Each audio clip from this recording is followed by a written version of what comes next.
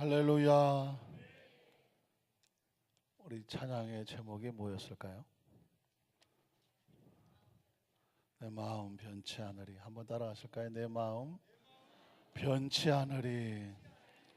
이 곡은 우리 교회 외부적으로 이제 찬양 특성이 나갈 때 우리 교회 찬양 사역자로 또 대표해 나가신 우리 조미옥 찬양 사역자님께서 몇 회인지는 제가 잘 기억을 못하지만 복음성가 대회에 나가서 대상으로 상을 받으신 곡이에요. 그러니까는 이제 우리 조미혁 찬양 사역자의 곡이죠.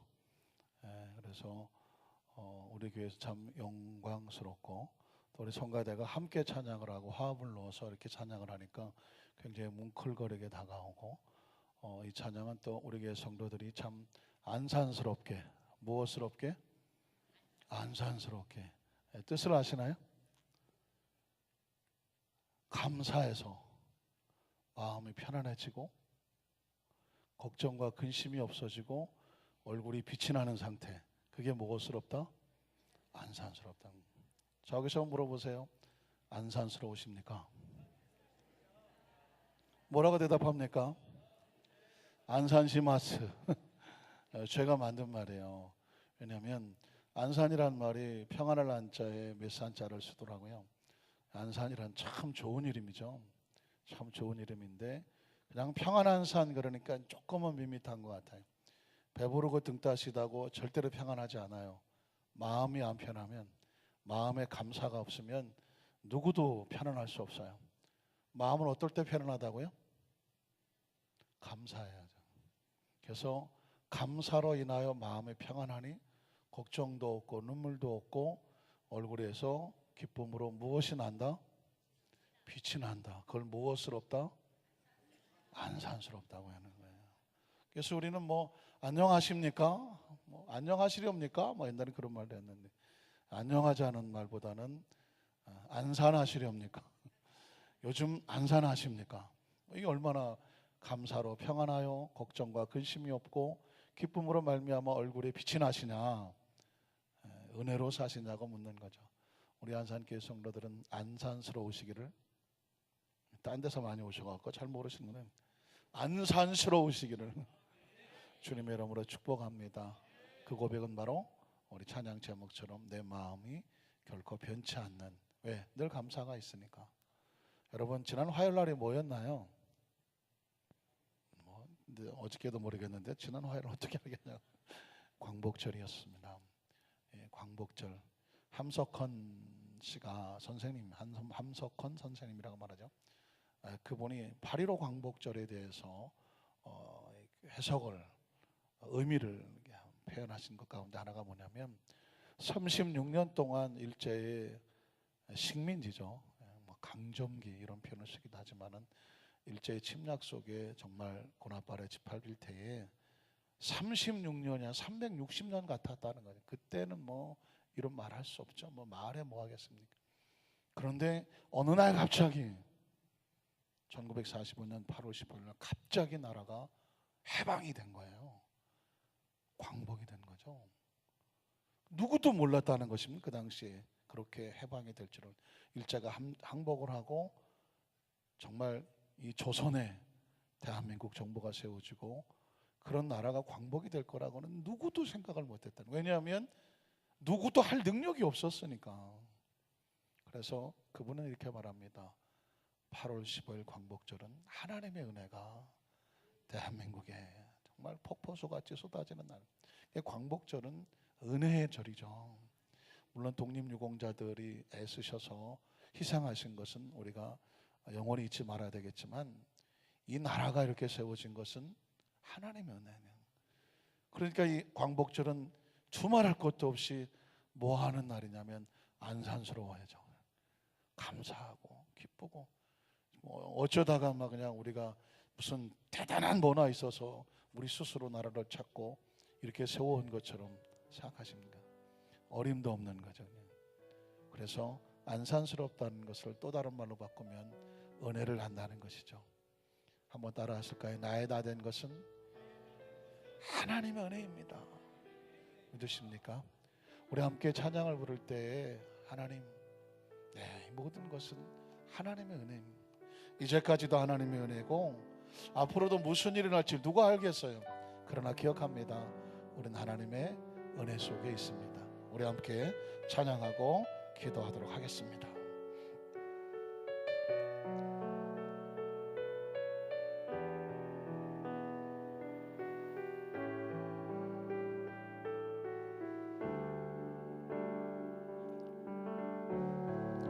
나를 지으신 이가 하나님,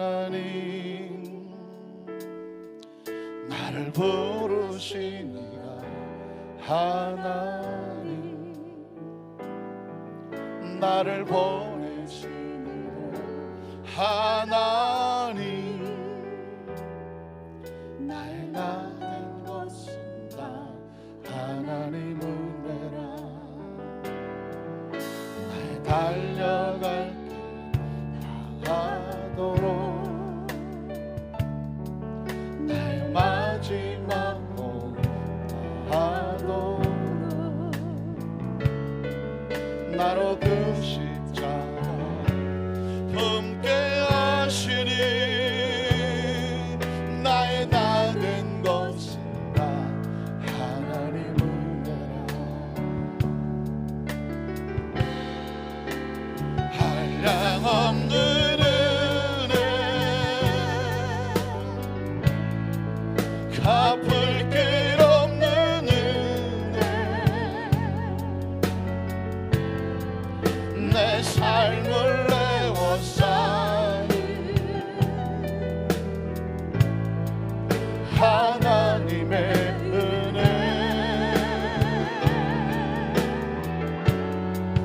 나 주저함 없이 그 땅을 밟음도 나를 붙드시니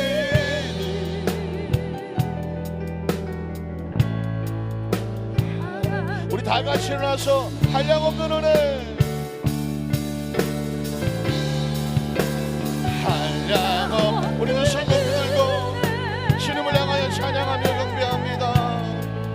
갚을 길 없는 은혜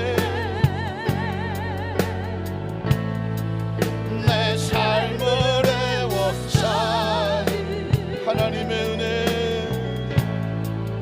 하나님의 은혜. 나 주저함 없이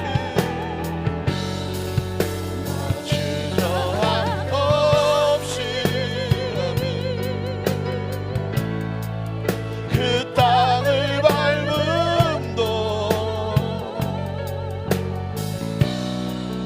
나를 붙드시는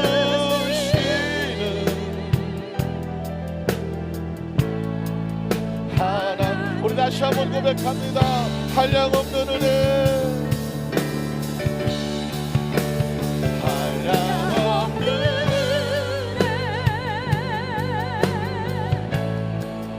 갚을 길 없는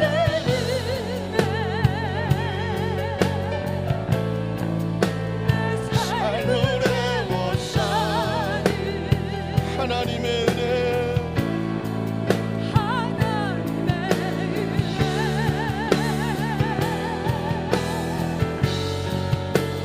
주저함 없이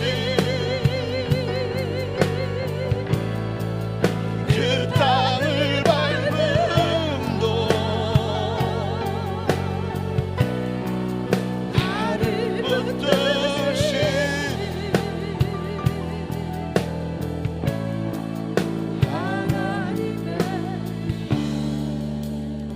두 손을 가슴에 얹고 잠시 묵상으로 기도하겠습니다. 여기까지 우리를 인도하신 분은 하나님이셨습니다. 지금 이 자리에 우리 서 있는 것도 하나님의 은혜입니다. 우리의 삶은 무엇으로 살아갈까요? 하나님의 은혜입니다. 오늘 시간 이 밤에 하나님 앞에 나와서 예배가 은혜가 되게 하시옵소서.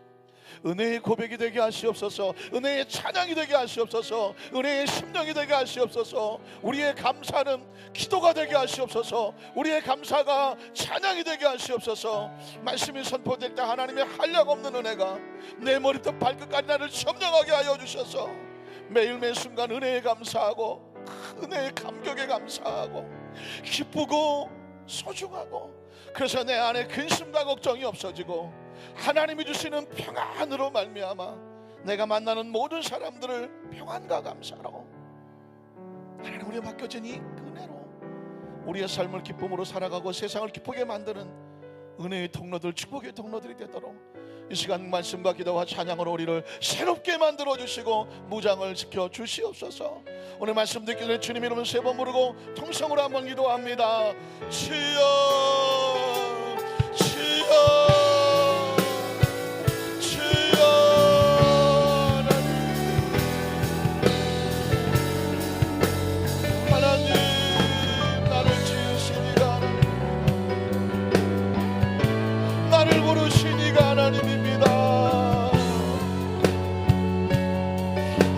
신이도 하나님입니다. 나를 구원하신 이도 하나님입니다.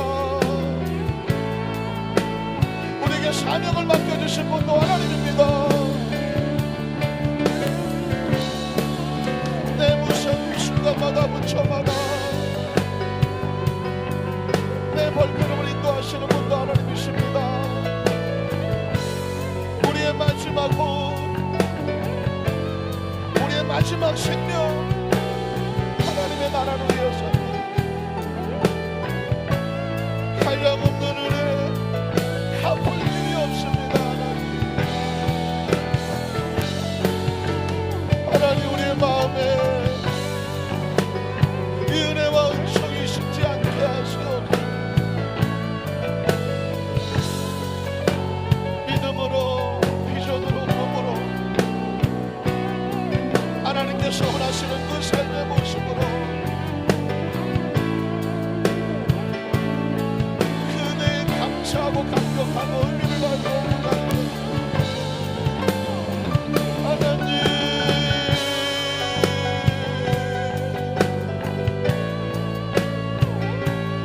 주여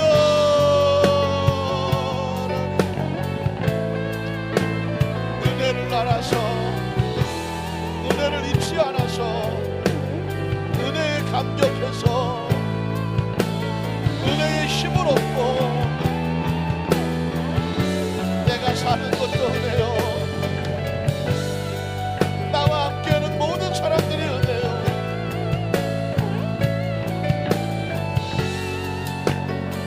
주님이 주시는 모든 축복도 은혜요, 매 순간이 은혜요. 한량없고 갚을 길 없는 주님의 은혜가 이곳이 우리 모두를 주님의 은혜와 은총으로 감사하고 찬양하고 기쁘고 소정하고 하나님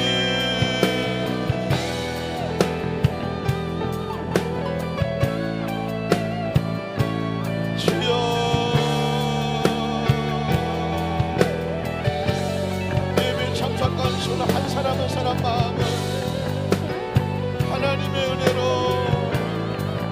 하나님의 은총으로 하나님의 기쁨으로 하나님의 능력으로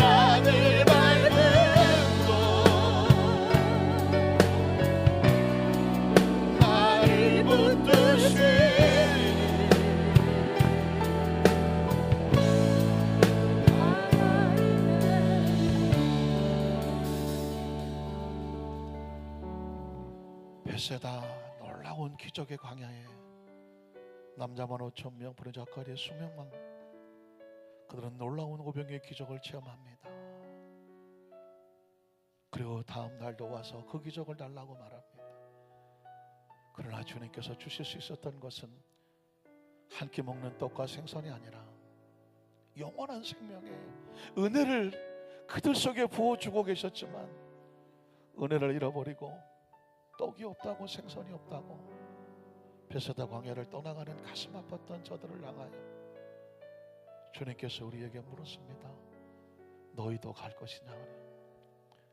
이 광활하고 황량한 인생의 삶을 살아가면서 떡과 생선이 있으면 구름대같이 모여도 그리스도의 살과 피를 주장하면 횡하니 사라져버리는 영적인 메시지가, 영적인 은혜가 그 모든 곳에 소망을 두지 못하는 이 시대의 마지막 시점에서 우리 여도스모한산교회 성도들은 우리는 예수의 살과 피에 생명을 얻습니다.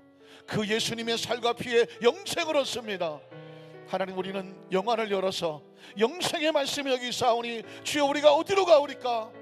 하나님, 한 끼에 목숨을 거는 것이 아니라 영원한 생명에 목숨을 걸고 삶을 거는 은혜의 사람들이오니, 오늘 이 밤에 난 우리 한산교회 성도들의 가슴 속에 예수 그리스도의 그 살과 피를 먹고 마시는 이 살아 숨쉬는 이 영원한 말씀의 예배에 우리 성도들 하나님의 나라를 가슴에 품는 그 은혜에 감격하고 감동하는, 찬양하고 경배하는 귀한 예배가 되도록 성령님께서 이 시간을 주장하여 주시옵소서. 예수님의 이름으로 간절히 축복하고 기도드리옵나이다. 아멘. 자, 거기서 한번 축복하십시오. 하나님이 당신을 사랑하십니다. 오늘 당신에게 기적이 일어납니다. 오늘 또 처음 안산스럽다는 말을 들으셔서 좀 어색하신 분에게 당신은 안산하십니까? 라고 물어보세요. 안산하십니까? 예수님 안에서 안산하십시오. 안산의 축복이 함께 하시길 원합니다. 할렐루야. 기억하십시오. 이름의 의미를 안다는 것은 굉장히 중요하죠. 여러분은 바로 안산교회 성도들이에요. 날마다 예수님 안에서 안산하시기를 주님의 이름으로 축복합니다. 제가 이렇게 열심히 해놓은 여러분 입에서도 사람 만나면 무심코 안산하십니까? 이 얘기를 하게 되면 시방 뭔 소리요? 그러면 여러분 설명을 해 주십시오. 예수님 안에서의 기쁨과 감사 속에 얻는 평안. 할렐루야. 한번 따라 하실까요? 이방인을 위하여 택한 나의 그릇이라. 이방인을 위한, 그래서 택한 나의 그릇이다. 이런 제목으로 말씀의 은혜를 나누기를 원합니다. 혹시 이런 상황을 어떻게 생각하십니까?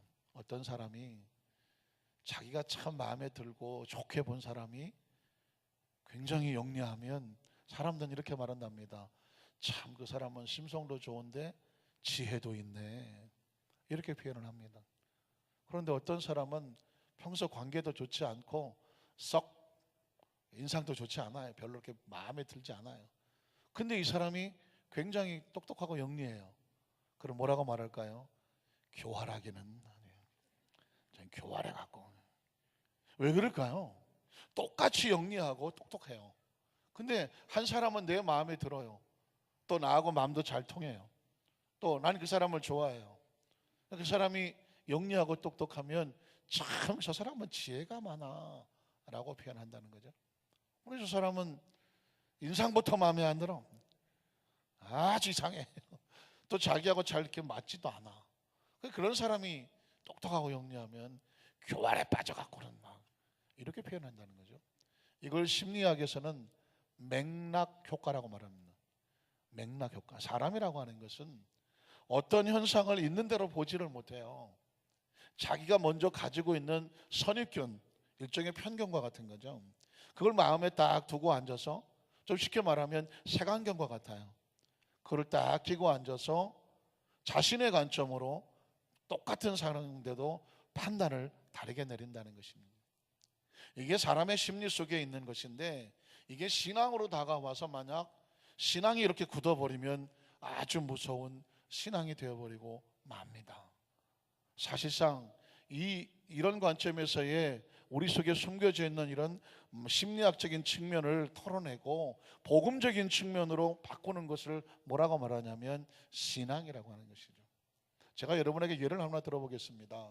아브라함에게는 2명의 아내가 있었습니다. 첫 번째 아내가 누굴까요?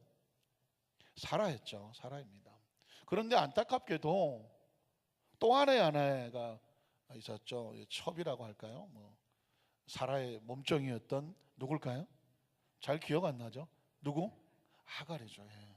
하갈이 있었습니다. 그러면 여러분에게 묻습니다. 사라가 좋습니까? 하갈이 좋습니까? 조금 이상한 대답이 나왔어요. 우리 성가대, 나는 사라가 좋다. 사라가 좋다. 난 하갈이 좋다. 코를 잡으신 이유는 뭐예요? 왜 그 순간에 코를 잡으셔? 하갈이 좋다는 한 사람도 안 나옵니다. 여러분에게 물어볼까요? 사라하고 하갈이 나옵니다. 나는 사라가 좋다. 이 상황을 보니까 손을 들어야 될지 말아야 될지 애매한 손을 드셨어요. 나는 하갈이 좋다. 하갈은 한 사람도 없습니다. 그러면 사라는 좋다고 하는 사람이 손을 드는데 하갈이 좋다고 하는 사람은 왜 손을 안 듭니까? 하갈은 싫어요? 눈이 확 돌아갑니까? 하갈에 대해서 좋아하는 사람은 하나도 없습니다. 일단 하갈은 첩이요. 그리고 나중에 아이가 생겨서 임신했을 때 사라에게 아주 교만하게 굴었던, 그러다가 어떻게 하죠? 쫓겨났던 사람이 하갈이에요. 그러다가 보니까 하갈이라고 하는 사람에게 신앙적으로 배울 게 있는 게 아니라 이 사람은 근본적으로 아주 싫어. 그래서 하갈에 대해서는 별로 성경에서 설교라든가 성경 공부할 때에 그렇게 등장하지를 않습니다. 그러나 여러분, 제가 얘기를 하고 나면 여러분은 이제 하갈을 좋아하게 될 것입니다. 자, 하갈이 좋아서 아브라함의 첩으로 들어갔나요? 아닙니다. 창세기 16장에 보면 아브라함이 가나안 땅에 온 지가 이제 10년이 됩니다. 85세가 돼요. 그런데 하나님께서 분명히 아브라함에게 밤하늘의 별을 봐라. 하늘의 별 같고 땅의 모로 같이 내 자손이 이와 같을 것이다 라고 말씀을 주셨고 약속을 주셨습니다. 이 약속은 사라도 알고 있었습니다. 그런데 10년이 지났는데 아무 소식이 없습니다. 이쯤 되니까 사라의 마음이 불안했을지 모릅니다. 한날은 사라가 아브라함을 불러놓고 이렇게 말합니다. 하나님이 나에게 자식을 주지 않는데 내가 어떻게 하겠냐? 그러면서 아브라함에게 이렇게 말합니다. 내 몸종 하갈을 줄 테니까 하갈에게 들어가라. 아마 그날따라 마음이 상했을지도 몰라요. 세상에 어떤 여자가 자기 남편을 자기 몸종에게 처소에 들어가라고 말하겠습니까? 그날따라 이 사라가 아주 힘들었던 것 같아요. 자기 속에도 없는 얘기를 아마 던졌을지 모릅니다. 그러면 한 50년 같이 살았으면 이 사라가 하는 얘기가 제정신으로 하는 얘기인지 눈깔이 반쯤 돌아가서 하는 얘기인지를 잘 좀 챙겼다가 그럴 수는 없다 하면서 그래도 아브라함인데 사라에게 오늘 하루만 더 생각해보고 내일 얘기하자 하고 사례를 달래서 채웠어야지. 아니, 아브라함이 아무리 믿음이 좋게로 사라가 그렇게 말하니까 아멘 그냥 밤에냈어요. 왜냐하면 성경에 보니까 아브라함이 사라의 말을 들으니라. 그게 무슨 말이에요? 그러니까 아브라함은 아무 죄가 없죠. 왜? 사라가 그토록 원했으니까 그 말을 들었을 뿐이다 하면서 하갈의 처소에 들어가서 동침을 하게 됩니다. 근데 이게 웬일입니까? 철커덕하고 하갈이 임신을 합니다. 입덧을 하고 점점 배가 불러오기를 시작합니다. 가만히 생각해 보니까 하갈이 기가 막힌 거예요. 자기가 어쩌다가 상전으로 모셨던 사라의 몸종이었지만 어느 날 보니까 모든 시선이 누구한테 집중을 합니까? 하갈한테 집중하죠.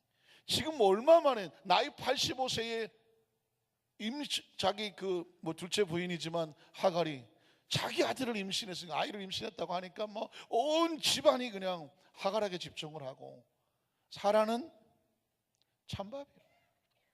찬밥. 가만히 보니까 하갈이 아따 이것이 무엇이요? 조금만 노력하면 자기가 주인이 될 것 같아요. 여러분 아시겠지만 대한민국, 아니 전 세계 어떤 여자도 절대로 할 수 없는 게 있어. 이건 어떤 여자도 안 돼. 그게 뭐냐? 세상의 모든 여자는 자기가 제일 이뻐야 돼. 절대로 저 여자보다 내가 못하다는 생각을 하면 못 살게 되어 있어요. 그리고 절대로 둘째는 못해. 둘째 여자들은 죽어도 뭘 해야 돼요? 그거 첫째 해야 된다잖아요. 여자는 절대로 둘째는 못해. 자기가 사랑하는 남자의 첫째가 돼야지, 둘째, 이건 여자들에게 아무리 사정하도 안 되는 거예요. 하갈도 여자예요. 100까지 나왔어. 어떻게 하겠어요? 사례를 밀어내고 자기가 첫째가 되려고 드디어 사례를 구박하기 시작하죠. 교만을 떨었습니다. 사례의 가슴이 찢어집니다. 아브라함을 불러놓고, 만만한 게 아브라함이죠. 만만한 게 아브라함. 한 50년 살다가 보니까 이걸 누구한테 가서 얘기하겠어요? 그냥 아브라함의 머리는 다 뜯겨갖고 별로 없을 것 같은데 하여튼 잡아다 놓고는, 당신이 저 하갈을 어떻게 했기에 전연히 나를 그냥 괴롭힌다고 막 아브라함에게 막 그냥 구박을 하면서 사정을 하고 난리를 쳤습니다. 아브라함은 워낙 믿음이 좋은 분이라서 그냥, 또 부인이 막 사정을 하니까 울고불고 난치니까, 나는 죄가 없어. 당신이 시켜서 들어갔고, 그래서 뭐 애가 배가 부른 걸 내가 어떡하겠어. 원래 당신의 몸종이니까 당신이 알아서 하시오. 왜? 두 여자가 싸운 데 껴서 좋을 게 없어요. 아브라함도 나이가 한 85세쯤 살아보니까 눈치가 뻔하잖아요. 그래서 나는 모르네 하고 빠져나오죠. 그날 이후로 성경에 보니까 사례가 하갈을 구박하기 시작했어요. 못 살게 하고 구박을 하는 거예요. 결국은 하갈이 그래서 그 집에서 쫓겨나가는 것입니다. 배는 남산만 해갖고 뛰쳐나갔어. 펑펑 울고 헤매다가 어느 샘가에서 통곡을 하는 거예요. 하나님, 세상에 이렇게 억울할 수가 있으면 내가 무슨 죄를 졌습니까? 하면서 하갈은 또 자기 나름대로 샘터에서 눈물을 흘립니다. 놀라운 것은 이 하갈을 쫓아오신 분이 계셔요. 그 하갈을 쫓아오신 분이 누구냐면 하나님의 사자였습니다. 하나님의 사자가 하갈을 쫓아왔어요. 너는 여기서 왜 이렇게 통곡하며 우느냐고 물어요. 하갈이 자신의 큰 슬픈 처지를 말합니다. 근데 하나님의 사자가, 야훼의 사자가 하갈에게 말한다. 너는 여기서 이렇게 울 것이 아니라 다시 너의 주인의 집으로 돌아가서 그 주인을 섬겨라. 하갈에게 다시 무엇을 어떻게 할지를 하나님의 사자가 알려줍니다. 거기서 하갈이 자식의 이름을 짓습니다. 그 자식의 이름을 이스마엘이라고 짓습니다.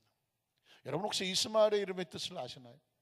이스마엘의 이름의 뜻이 뭐냐면 하나님께서 나의 고통을 들으셨다는 것이었어요. 하갈은 그 집에서 쫓겨나는 순간 배는 남산만 해갖고 어디 가서 해산할 데도 없는데, 하루아침에 완전히 절망의 벽으로 밀어졌는데, 그 여자도 가만히 생각하면 불쌍한 여자 아닙니까? 남의 집 종살이에서 그 주인이 아브라함이 들어오는 걸 거부하지도 못하고 어쩔 수 없이 그 집에 후처가 돼서 어쩌다 보니까 임신을 하고, 그러다가 보니까 분수를 모르고 교만을 떨다가 하루아침에 쫓겨났어요. 그가 잘했다는 것이 아니에요. 그러나 그 역시도 지금 배는 남산만해서 길거리에서 지금 쓰러져 죽게 생겼는데 하나님은 그를 버리지 않더라고. 거기서 이 하갈이 꼬꾸라지면서 이스마엘의 이름을, 하나님이 나의 고통을 들으셨다, 이스마엘의 뜻은 그런 거였어요. 그리고 거기서 하나님의 이름을 이렇게 부릅니다. 한번 따라 하실까요? 나를 감찰하시는 하나님. 자신이 그 집에서 쫓겨나와서 그 험한 길을 헤매고 그 산골짜 계곡에 그 샘을 만나서 거기 엎드려서 허겁지겁 물을 마시고 통곡하고 쓰러져 있을 때 누가 있겠어요? 아무도 없었어. 그런데 놀랍게도 자기를 찾아와서 그 심령을 알고 그의 길을 인도해 주는 분이 있었는데 그분이 하나님이었어. 나를 감찰하시는 하나님. 그러면서 그 샘의 이름을 이렇게 붙입니다. 부엘라 헤로이. 그게 무엇일까요? 하나님이 나를 살피셨다라는. 한번 따라 하실까요? 하나님께서 나의 길을 살펴주셨다는 것입니다. 사실상 성경의 모든 포커스는 아브라함과 사라를 쫓아가죠. 하갈은 조명이 따라가지 않습니다. 근데 여러분 성경 읽다가 깜짝 놀라면 하갈은 어둠 속에 사라지는 존재가 아니라 그 처참한 인생인데도 하나님의 조명은 하갈을 쫓아가고 있었어요. 그를 감찰하고 있었고 그를 살펴주고 있었고 그를 버리지 않았고 그를 데려다가 아브라함과 사라를 섬기도록 다시 집으로 돌려보냈습니다. 거기서 굉장히 중요한 단어가 나옵니다. 나를 살피시는 하나님. 부엘라 헤로이라고 하는 하나님의 뜻은 뭐냐면 앞에서 내가 갈 테니까 네가 나를 따라와라가 아니에요. 내가 지금 혼자 가는 줄 알았는데 어느 날 와서 보니까 하나님은 나를 버리지 아니하고 내 뒤에서 나를 계속 살피고 계셨다는 것입니다. 어느 노부부가 있었습니다. 그런데 안타깝게도 할머니가 눈에 어떤 이상이 와서 결국은 실명이 됐어요.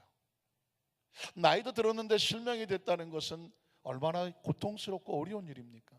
그래서 그 할아버지가 그 할머니 일거수일투족을 살펴주어야 됐습니다.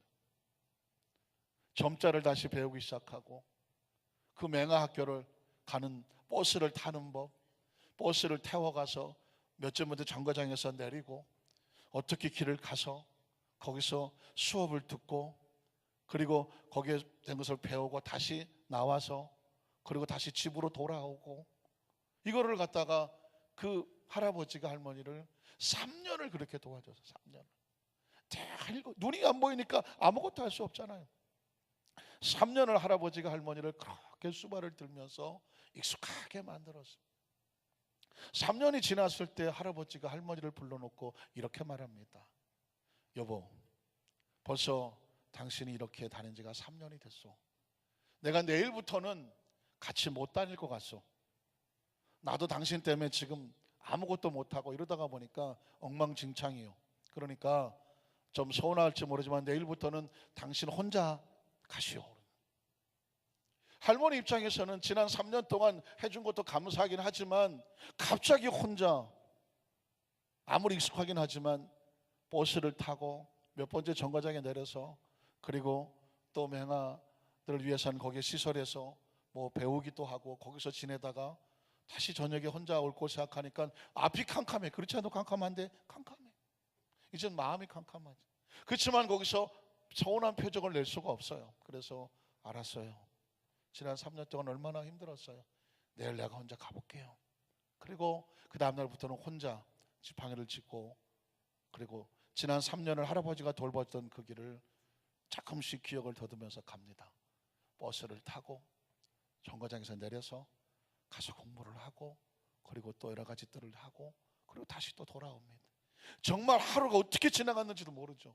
그런데 다행히 지난 3년 동안 익숙하게 했던 것이 몸에 배었는지 아주 안전하게 돌아왔습니다. 할아버지가 너무 잘했다고 칭찬을 해주면 할머니 가슴은 아픕니다. 서운하고 섭섭합니다. 아니 같이 좀 있어주면 얼마나 좋겠어. 그러나 서운한 표시를 내리지 않아요. 괜찮다고 할만하다고. 그렇게 혼자 나는 6개월을 지났습니다. 어느 날 그날도 할머니 혼자 버스를 타고 이렇게 오는데 운전사 뒤편에 앉게 되었습니다. 근데 운전사가 이렇게 말합니다. 할머님은 참 좋으시겠어요. 아니 앞이 안 보이는데 뭐가 좋아요? 했더니 아유 그래도 할아버지가 그렇게 함께 할머니를 보살펴 드리고 함께 다니시는 모습을 늘 버스 타고 왔다 갔다 할 때마다 제가 볼 때 굉장히 두 분의 모습을 보면서 참 보기 좋았어요. 할머니가 말하기를 3년 동안은 보기 좋았죠. 3년 동안은. 그러나 나 혼자 다닌 지가 6개월이에요. 이제는 할아버지도 나에게 관심도 없고 나 혼자 이렇게 다녀도 별로 저를 이렇게 뭐 예전 같지가 않아요. 그랬더니 할아버지 그 운전사가 이렇게 말합니다. 무슨 소리예요, 할머니? 지난 6개월 동안에도 할아버지는 항상 저 뒷자리에서 할머니랑 같이 있었어요. 할머니랑 같이 있었어요. 에? 그때서 비로소 할머니가 무슨 상황인지를 알았어요. 할아버지에게 물어봤더니 언젠가 내가 혹시라도 먼저 세상을 떠나게 되면 당신 혼자 앞도 보이지 않는데 어떻게 다닐 것 같소? 미리 혹시라도 내가 혼자 세상을 떠날지 몰라서 혼자 남았을 경우에 그래도 혼자 잘 익숙하게 할 수 있도록 내가 마음 아프지만 당신을 혼자 가게 했던 거예요. 그렇지만 난 당신을 홀로 두지 않았어. 항상 서너 자리 뒤편에서 더 몇 미터 떨어져서 할머니는 혼자 가는 줄 알았지만 할아버지는 계속해서 할머니를 돕고 있었고, 그리고 혹시라도 어떤 일이 생기면 순식간에 나타나서 도우려고 그림자처럼 뒤에 있었다는 것입니다. 할머니는 그걸 몰랐어. 할아버지가 야속하고 이젠 정도 떨어져서 자기 일 바쁘다고 혼자 내버려 두는 줄을 알았어. 그러나 지난 3년뿐만 아니라 6개월 동안에도 할아버지는 그 할머니를 그림자처럼 함께 있었다는 거예요. 그거를 다른 말로 뭐라고 말하냐면 부엘라 헤로이라고 말하는 것입니다. 하나님은 오늘 저와 여러분이 이제까지 삶을 살아오면서 하나님 그때 왜 나 혼자 내버려 두셨어요? 그렇게 무시당할 때, 그렇게 홀로 병원에 누워있을 때, 그럴 때 사업적으로 힘들 때, 내가 사람들에게 억울한 일을 당할 때, 손가락질을 당할 때, 앞이 캄캄하고 가슴이 캄캄해서 어쩔 수 없었을 때, 아무도 내 주위에 나를 도와줄 사람이 없는 상황이었던 것 같은데 왜 하나님 날 혼자 두셨어요? 우린 그렇게 착할 때가 많잖아요. 근데 기억하십시오. 부엘라 헤로인 하갈이 배가 남산만에서 그 첩첩한 계곡 바닥을 지르카조는 바닥을 기어서 정신없이 휘쳐 도망치는 상황 속에서도 하나님은 뭐 하지 않았을까요? 홀로 두지 않았어요. 뒤에서 살피시고 지키고 계셨습니다. 사랑하는 성도 여러분, 이스마엘의 하나님은 우리의 고통을 들어주시는 하나님, 하갈의 하나님은 어떤 하나님이냐?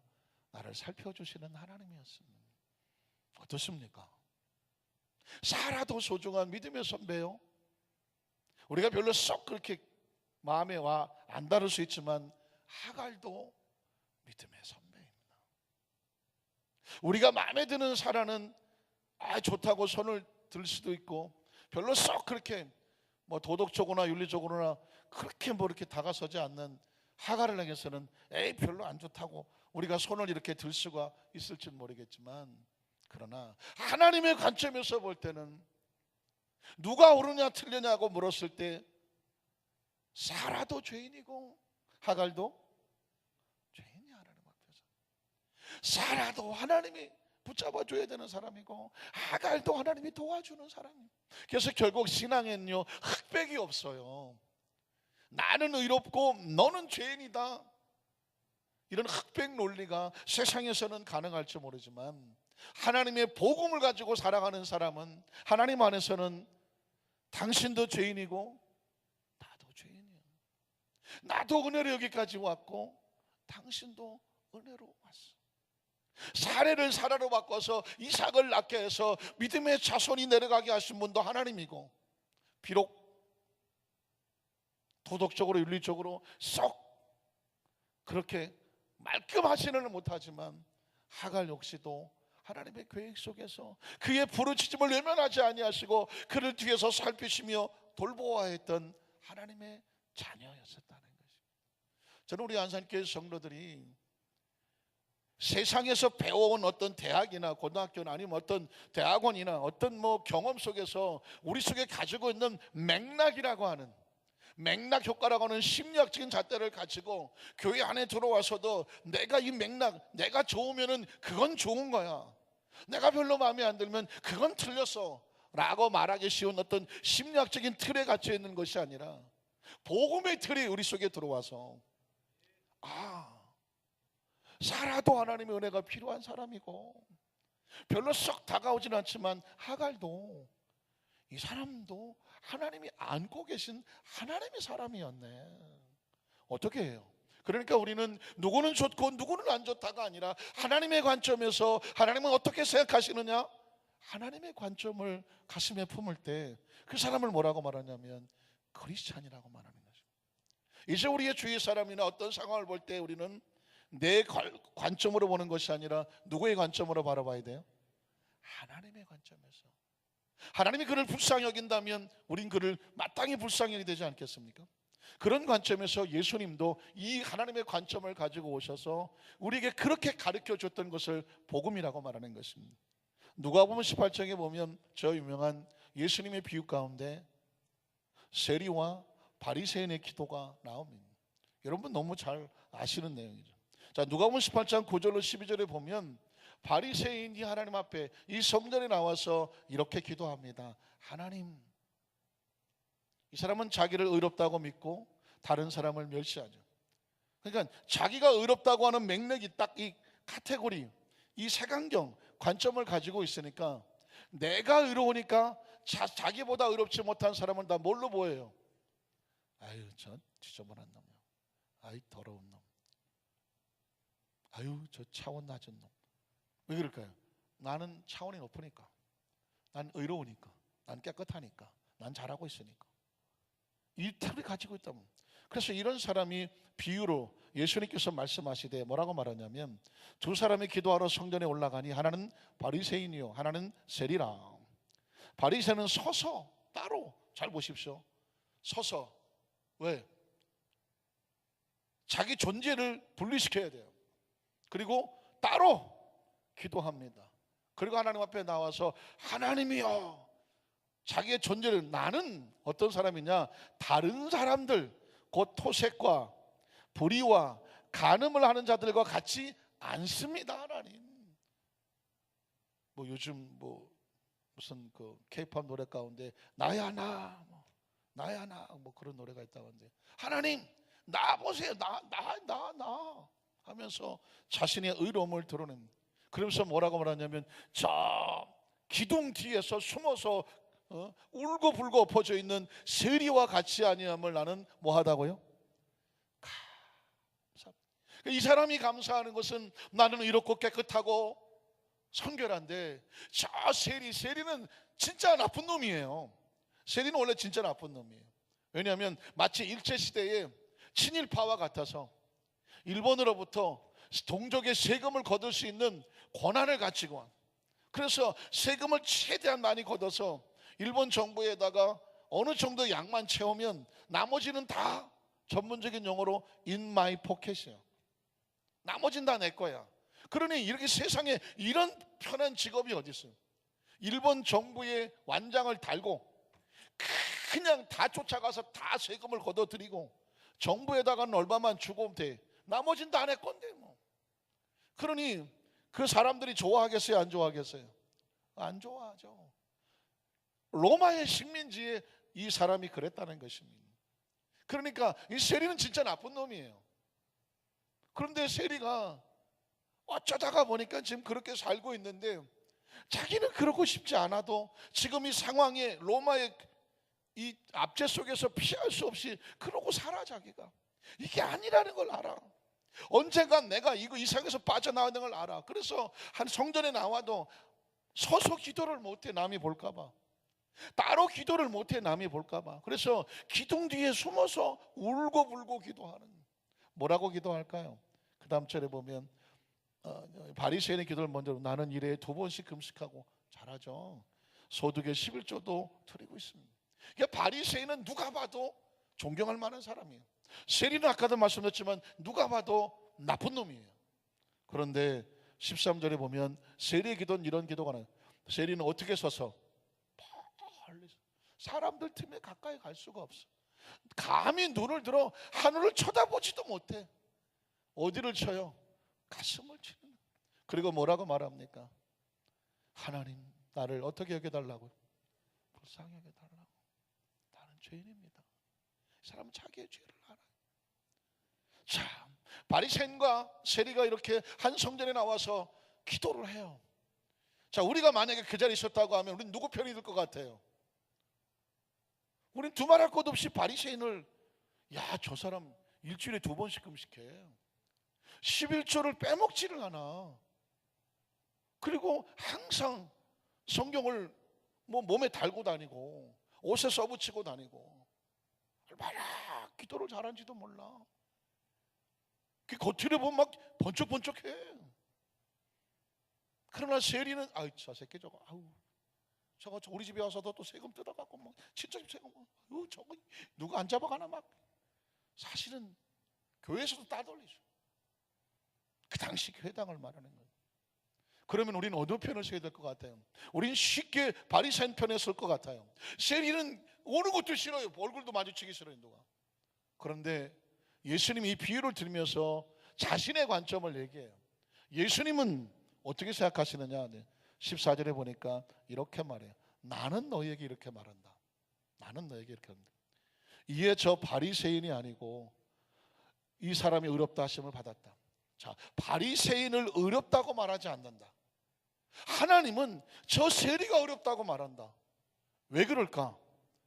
무릇 자기를 높이는 자는 어떻게 되고? 낮아지고.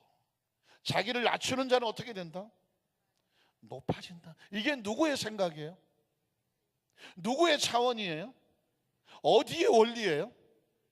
하늘나라 원리예요. 하늘나라 원리예요. 하나님이, 세상은 달라요, 세상은. 그러나 하나님의 차원에 들어오면 하나님은 누가 의로운다고 생각하냐면 자기가 죄인인 줄을 알고 자기를 낮출 줄 알고 하나님의 은혜를 구하는 사람은, 자기가 죄인 줄 알기 때문에 다른 사람에 가서 너 왜 그러고 다녀라고 돌을 못 던져. 왜? 자기가 죄인인데 누구를 향해서 돌을 던져? 그리고 다니면서 너는 왜 이 모양이고 권총질도 못해. 왜? 내가 죄인인데 내가 죄인. 그러니까 이 바리새인, 저 세리는 그냥 그 자리에 나와 예배에 참석하는 것만도 감사해. 그러나 바리새인은 안 그래. 싸돌아다녀야 돼. 왜? 자기가 얼마나 의롭고 정말 이런 사람인지를 자꾸 알려야 돼요. 그런데 여러분, 그게 현실이었는데 예수님은 이렇게 말합니다. 누가 의롭니? 하나님은 저 세리를 의롭다고 해서 내려보냈어. 왜 그런지 알아? 무릇 자기를 낮추는 자는 높아지게 될 것이고 자기를 높이는 자는 어떻게 돼요? 낮아지게 되기 때문에 그래. 이걸 뭐라고 말하느냐? 원칙이라고 말하는 거예요. 그러니까 저와 여러분이 이제까지가 우리 머릿속에 생각 속에 가지고 있던 틀을 꺾어내는 것, 깎아내는 것, 잘라내는 걸 복음이라고 말하는 거예요. 예수님께서 그거 하려고 이 땅에 오신 거예요. 그거 하려고 오신 거예요. 예수를 믿으면 뭐가 달라지냐면 우리 속에 있었던 심리학적인 틀이 깨지고 복음의 틀로 바뀌는 거예요. 다른 사람은 바리새인을 향하여 막 저 사람 대단하고 말할 때, 지금 크리스찬은 어디를 향해 가냐면 자기를 낮추고 자신이 죄인인 것을 불쌍히 여겨달라고 하면서 은혜를 구하는 그 세리를 같이 있어주는 사람을 뭐라고 말하냐면 크리스찬이라고 말합니다. 성경에 보면 탕자 이야기도 사실은 그 얘기하고 싶어 하는 거죠. 누가복음 15장 25절 30절에 보면 그 탕자가 들어왔을 때 형이 이렇게 말하죠. 사실은 여기서 말하는 맏아들은 이스라엘 백성을 말하고 있습니다. 그리고 둘째 아들은 이방인들을 말하고 있습니다. 아까 말한 바리새인들은 이스라엘 백성을 말하고 있습니다. 그러면 세리는 뭐냐면 더럽다고 하는 이방인들을 말하고 있습니다. 이 복음은 유대인들을 향해서는 그들이 무엇을 잘못했는지를 깨닫게 해주고, 이방인들을 향해서는 너희도 의로워질 수 있고 너희도 구원받을 수 있으니까 복음으로 들어오라고 외치는 초청장과 같습니다. 자, 이방인들이 들어오려고 하니까, 죄인들이 들어오려고 하니까, 탕자가 들어오려고 하니까 이스라엘 백성들은, 유대인들, 맏아들은 이렇게 거부합니다. 맏아들은 밭에 있다가 돌아와 집에 가까이 왔을 때에 풍악과 춤추는 소리를 듣고 한 종을 불러 이 무슨 일인가 물은데 대답하되 당신의 동생이 돌아왔다. 당신의 아버지가 건강한 그를 다시 맞아들이게 됨으로 인하여 살찐 송아지를 잡았나이다 하니, 그가 반응이 어떻습니까? 화가 납니다. 화가 납니다. 왜 화가 날까요? 나는 내가 의로운데 저런 나쁜 놈을 왜 아버지가 받아두냐 이거죠. 그 분노가 솟구쳐 오르면서 그 분노의 원인이 나옵니다. 오늘 들어가고자 하지 아니하거늘 아버지가 나와서 권한대 아버지께 대답하여 이르되 아버지, 내가 할 말이 있다. 내가 여러의 아버지를 섬겨서 자신의 의가 드러나고 있죠. 내가 아버지를 섬기지 않았느냐, 명을 어김 내가 얼마나 순종하고 아버지에서 애를 썼느냐. 그 다음 절에 보면 그런데 나한테 뭘 줬느냐, 염소 새끼라도 한마디 안 줬느냐, 대가를 요구하죠. 나와 내 친구를 즐기게 하고 잔치 한번 벌어준 일이 없지 않았느냐. 나는 떳떳하게 일하는데 나한테는 아무것도 안 주더니 30절에 보면 뭐라고 말합니까? 아버지의 살림을 창녀들과 함께 삼켜버린 저 더러운 놈, 저런 놈이 들어오는데 왜 저놈을 위해서는 살찐 송아지를 잡느냐라고. 아버지, 당신이 틀렸다고 말합니다. 당신이 잘못하고 있다는 거예요. 아무리 아버지지만 이러는 거 아니다. 아버지는 어떤 반응일까요? 20절로 24절에 보면 아버지는 아들이 들어왔을 때 아직도 거리가 먼데 아버지가 그를 보고, 그가 누굴까요? 이방인, 죄인, 아들이 아니라 종을 여겨달라고 자기를 낮추고, 은혜죠. 이건 뭐 자기가 한 짓이 뻔히 아니까 은혜가 아니면 안 되는 거죠. 난 공로가 없어. 그러니까 하나님 은혜로 갑니다. 은혜를 보고 나온 그를 보니까 아버지가 그가 불쌍히 여겨져서 달려가서 목을 안고 입을 맞췄습니다. 아들이 이르되 아버지, 내가 하늘과 아버지께 죄를 지었습니다. 누구의 기도와 같아요? 고백과 같아요? 세리의 고백과 같죠. 아버지여, 나를 불쌍히 여기서 나는 죄인입니다. 자기가 죄인인 걸, 아니 자기 죄를 알고 자기를 낮추고 은혜를 구하는 거죠. 공로가 없어요. 그러니 어떻게 하래요? 그 다음 절에 보면 지금부터는 아버지 아들이라 내세울 공로가 없고 자격이 없습니다. 일컬음을 감당하지 못하겠나이다 하나 아버지는 종들에게 이르되 제일 좋은 옷을 내어다가 입혀라. 뭘 제일 좋은 옷을 입을 만한 짓을 했나요? 안 했어요. 공로가 아니에요. 은혜예요. 은혜. 손에 가락지를 끼고 발에 실을 씻겨라. 은혜입니다. 그 다음 절을 보니까 그리고 살찐 송아지를 끌어다가 잡으라. 우리가 먹고 즐기자. 이유는 뭘까요? 내 아들이 죽었다가 다시 살아났다. 내가 잃었다가 다시 얻으라니 그들이 즐거워했습니다. 자, 아버지는 즐거워하는데 맏아들은 분노를 합니다. 누가 옳을까요? 누가복음 15장 31절로 32절에 보면 누가 옳은지를 아버지가 말합니다. 아버지가 이르되 얘야, 너는 항상 나와 함께 있으니 내 것이 다 내 것입니다. 감사만 하면 되는데, 그네에 감사만 하면 되는데 공로를 따지고 대가를 따지고 그것에 대해서 대가가 없다고 서운하고 아버지가 잘못한 거라고 하고 저런 놈한테 왜 은혜를 베푸느냐고 손가락질하는 그 아들에게 내 것이 돼. 그 다음 절을 보면 이 내 동생은 죽었다가 살아났으며 내가 잃었다가 얻었기로 우리가 즐거워하고 기뻐하는 것이 어때요? 마땅하다는 걸 다른 말로 바꾸면 이게 원칙이라는 것입니다.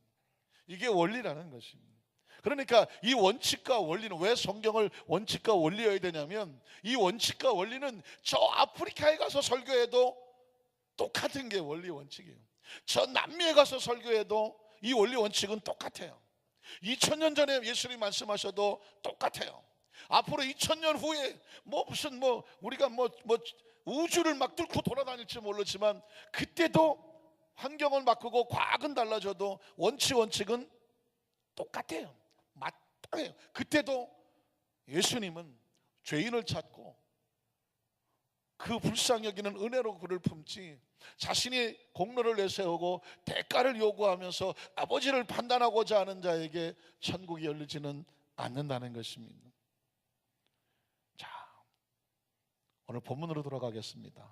사도행전 9장 10절로 14절을 보면 아나니아라고 하는 선지자가 꿈을 꾸고 기도하다가 하나님으로부터 지시를 받습니다. 저 사울을 찾아가서 그의 눈을 뜨게 해주라고 말합니다. 근데 이 아나니아라는 선지자도 사실 사울을 찾아가서 그를 성령 받게 하고 눈을 뜨게 할 아주 신실한 지도자거든요. 신실한 선지자거든요. 그런데 아나니아도 이 하나님 예수님의 말씀을 이해를 못합니다. 사도행전 9장 10절로 14절입니다. 그때 다메섹에 아나니아라고 하는 제자, 누구의 제자일까요? 예수님의 제자죠. 제자라는 것은 12제자 말고 복음을 듣고 이제 그리스도를 따르는 크리스찬이죠. 선지자죠. 제자가 있더니 주께서 환상 중에 불러 이르시되 아나니아야 하시거늘 대답하되 주여 내가 여기 있습니다. 그랬더니 주께서 이르시되 일어나 직가라고 하는 저 거리로 가서 유다의 집에서 5사람 사울, 바울의 원래 이름이 사울이죠. 사울이라고 하는 사람을 찾으라. 그가 지금 기도하고 있는 중이다 라고 말했습니다. 그랬더니 그가 아나니아라는 사람이 들어와서 자기에게 안수하여 다시 보게 하는 것을 그가 기도 가운데 이미 보았느니라 하시거늘, 그랬더니 아나니아가 예수님의 말에 이렇게 대답합니다. 주여, 이 사람에 대해서 내가 여러 사람에게 들었사온즉 그가 별로 좋은 사람이 아닙니다. 예루살렘에서 주의 성도에게 적지 않은 해를 끼쳤다고 하더니 여기서도 지금 주의 이름을 부르는 모든 사람을 결박할 권한을 대제사장들에게서 받았습니다. 왜 주님 그의 눈을 뜨게 하고 그를 이렇게 하려고 하십니까? 저런 놈은 그냥 저렇게 죽게 내버려 둬야 됩니다. 이게 아나니아의 이론이에요. 틀렸나요? 맞았나요? 맞는 얘기예요.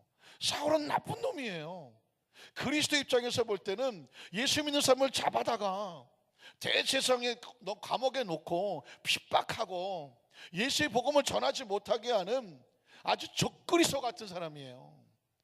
이 사울은 지금 다메섹 도상에서 막 눈이 꼬꾸라지고 눈이 안 보이고 지금 저러고 있으면 냅둬야 돼요. 아나니아는 그래서 예수님 왜 그렇게 하시냐고 물었습니다. 그랬더니 예수님께서 이렇게 말씀하시죠. 그 다음 절에 15절에 보면 주께서 이르시되 가라. 사울이 그런 사람이라는 것을 예수님이 모르지 않아요. 그럼에도 불구하고 너는 내 말씀에 순종해서 네 마음에 들지 않지만, 그리스도인들의 모두의 마음에 들지 않지만 너는 가서 그 사울을 살려야 돼. 왜냐하면 이 사울은 내 이름을 이방인과 임금들과 이스라엘 자손들에게 전하기 위해서 뭐 했어요? 택했어요. 누가 택했나요? 예수님이 택했어요. 주님이 택한 나의 뭐예요? 그릇이야. 그러니까 이 사울이 겉으로 행실이나 여러 가지 모든 것을 볼 때에 선지자 아나니아 입장에서 볼 때 그놈은 좋은 놈입니다, 나쁜 놈입니다, 저 사람 눈을 뜨게 됩니다, 하지 말아야 됩니다 할 수 있을지 모르나, 하나님의 사람은 내 생각에 옳아서 좋은 것이고 내 생각에 맞지 않아서는 나쁜 놈이다가 아니라 내 생각과 상관없이 하나님은 이 사울에 대한 계획을 가지고 있어요. 그가 옳은 놈이냐 나쁜 놈이냐가 아니라 의롭으냐 무슨 뭐 정직하지 못하냐가 중요한 것이 아니라 하나님의 계획 속에서는 사울은 저 이방인들을 위해서 복음을 전하다가 그의 목숨을 순교할 택한 하나님의 그릇이었다고 하는 것입니다. 이 하나님의 그릇에 대해서 누가 손가락질을 할 수 있겠어요? 그의 어떤 모습을 보고 누가 저 사울은 저런 사람이야 라고 누가 단언할 수가 있겠습니까? 이 말씀 속에서 예수 그리스도의 그 원리와 원칙은 하나님이 택했다고 하면 누구도 손댈 수 없는 거죠. 그리고 누구도 옳다 그러다고 말할 수가 없는 거죠. 그러나 16절에 보면 그가 예수 그리스도 이름을 위해서 얼마나 고난을 받아야 할 것을 내가 그에게 보일 것이다. 그가 이제 택해졌으니 그릇은 쓰여지는 것 아닙니까? 참 이 그릇 보면 참, 오늘 설교를 하려고 그런지 모르지만 그릇을 보면 참 그릇도 불쌍해요. 냄비 보면 무슨 뭐 갈비탕이든 무슨 찌개든 뭐 이렇게 끓여 갖고 놓으면 그릇은 항상 올라가는 게 어디예요? 불 위에 올라가. 불 위에 올라가서 밥 먹고 하는 게 불 위에 올라가서 온몸을 불태우는 일이에요. 그러니까 엄청 뭐 할 때까지 거기 계속 불 위에 올라가 있어야 돼요.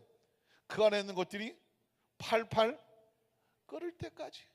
그릇의 사명은 뭐냐면 좋은 음식을 잘 담아갖고 불 위로 올라가시는 거예요. 거기서 그냥 하루에도 몇 번씩 그냥 불에다가 자기 몸을 던져서 불 속에서 그 고통을 견뎌. 뭐 하기 위해서? 그 음식을 익히기 위해서. 그것이 펄펄 끓여지면 그때 불이 꺼져. 그러면 또 얼마나 아팠냐고 또 빡빡 씻어갖고 설거지 잘해갖고 또 안에다가 또 잘 올려놔. 그게 끝났나 보다 그러면 또 밥 먹을 때 되면 또 내려와갖고 그냥 뭘 또 거기다 집어넣고 그냥 또 불 때. 야, 이 그릇의 운명도 참 만만한 게 아니에요. 그러나 그 냄비 그릇이 없으면 국이 끓여지지가 않아. 그 복음을 닮아서 그 고통과 아픔을 겪어내며 저 유럽의 복음을 전해야 될 그릇이 누구라고요? 사울이라고.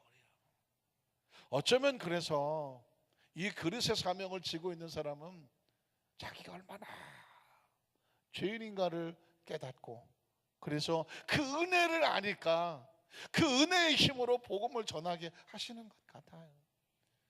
사울이 그렇게 자기가 예수를 믿기 전에는 그게 의로운 줄 알고 열심히 핍박하러 다니다가 예수를 믿고 나니까 이 얼마나 붓고 얼굴도 들 수가 없는. 그래서 사울은 그 전에 성경에 그런 고백을 하죠. 내가 죄인 중에 괴수라고 말해요. 이게 은혜인 거예요. 알고 보니까 내가 죄인 중에 괴수야. 제가 지난 금요일 철회에 난 또 고재봉 때문에 얼마나 울었는데 내가 정말 지금 생각하니까 내가 왜 고재봉이 나와갖고. 왜냐하면 전 고재봉 별로 이렇게 썩 그냥 뭐 이렇게 입에 올리기도 좀 힘드시고 그 양반은. 그리고 뭐 그렇게 제가 평상시 뭐 그분의 뭐 간증이나 내용을 이렇게 뭐 심도 깊게 읽어본 적이 없어요. 근데 지난 금요일날 고재봉이 아다리가 돼갖고 내가 진짜 올라오기 전부터 막 책상에서 얼마나 울었니. 내가 여기 앉아서도 얼마나 울고. 왜 그랬냐면 하나님의 은혜라는 것은 자신이 죄인인 것을 뼈저리게 꼬꾸라줘야 거기에 은혜를 주시고, 나 같은 놈도 하나님이 쓰시려고 하는구나 라고 느껴지면 물불 안 가리고 뭐야 이거 뭐 골로 위에도 올라가고 뭐 냄비 어디 뭐야 뭐 그냥 가스레인지도 올라가고 그냥 쏘주시면 감사해서 기쁨으로 올라가는 게, 왜냐하면 은혜가 있기 때문에 거죠. 그걸 알고 나니까 막 눈물이 나는 거예요. 우리 안산교회 성도님들도 말씀을 정리하겠습니다. 예수 믿고 구원받고 나면 그 다음엔 어떻게 살아야 되냐가 중요한 거잖아요. 다 그릇들이에요. 여러분 모두 그릇입니다. 예수 믿고 그냥 나는 구원받고 천국 갈 때까지 그냥 등 따시고 배 부시고 이렇게 살아야 된다고 혹시 생각하셨다고 하면 뭐 그렇게 사셔요. 왜냐하면 찬장에 뭐 항상 뭐 이렇게 그릇 중에서 한 번도 안 쓰고 그냥 뭐 이렇게 돌아가시는 그릇도 계시니까 그런 그릇이 되시려면 그냥 그렇고 사셔.